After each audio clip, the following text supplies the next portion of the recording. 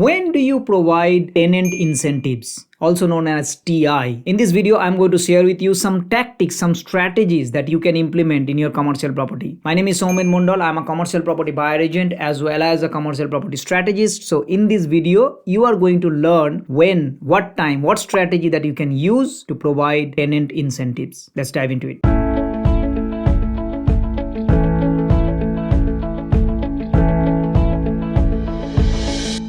Okay, what is tenant incentives? It's called TI. Tenant incentives is basically to attract a tenant, you need to provide some tenant incentives. There are so many tenant incentives that can be provided. One of very common is rent-free period. Means like if you find a tenant, like let's say if you have a vacant property and if you found a tenant and then you say, okay, if you sign a 5 years lease, I am going to give you a 5 months rent-free. First 5 months, you do not have to pay any rent. As a result, you sign a 5 years lease. Remember, the lease is binding, means that after 5 months they cannot move out, they have to honor the whole 5 years. And what you are doing is that you are providing some incentives. As a result, you get a longer tenancy, and if you get a longer tenancy, chances are that they are going to establish the business there and they will be staying there even after. So that was your goal, which is why you are providing these incentives. Now, when do you provide? Like let's say in order to attract the new tenant, you need to provide initially. So that's the first thing. To get the new tenant, you need to provide tenant incentives. You do a negotiations and you bring the tenant. Now, often tenant will also ask in between that, oh, this is things not working, or this needs to be done, or I want this. Most people or the most investor, they do wrong things. In a way, they provide those tenant incentives as the tenant is asking. For example, let's say this area they need concreting, and then the landlord say, okay, fine, do this, because they're emotional. Sometimes they say, okay, let's do this. Our strategy is slightly different. The way we want you to do, or rather to think, is that tenant incentive to be provided as a win-win situation. So at the beginning, of course, to attract the tenant, you provide the tenant incentives. As a result that you provide, you get a 5 years lease. But the next tenant incentives, if you have to provide because of whatever reason, you should be providing towards the end of the tenancy. Why? Because that's how you'd be negotiating. Okay, fine, we would do this.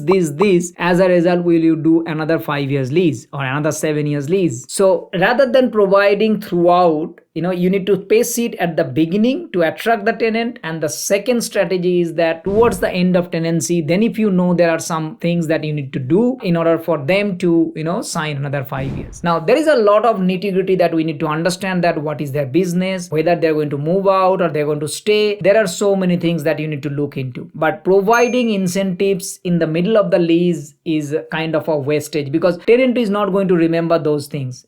Towards the end, when the negotiation will come, they will not say, oh, I did this 1 or 2 years, 3 years ago. So you should be thinking about providing these tenant incentives, any kind of work, any kind of capital works towards the end, so that you can attract, because you have spending and you can now negotiate, look, I'll be spending this. As a result, in the property, like you will get more business, so the rent is going to be increased like this. So when the tenant incentives should be provided is a specific time, and this strategy, if you use, your rent is going to be better and you will make more money through your commercial property. So if you are buying a commercial property and the which is weightage average lease expiry is, let's say, below 1 year, then as part of your due diligence, check what all incentives that the tenant is asking, and that you factor in as part of your capital works and negotiate that when you are buying that commercial property. And if you can do that, then for sure, then you know that this capital works you are not paying, it is being paid by the previous vendor. And this is exactly that we do when we do the negotiation. And if you don't know this, and if you just blindly buy that based on the cap rate, then for sure you must be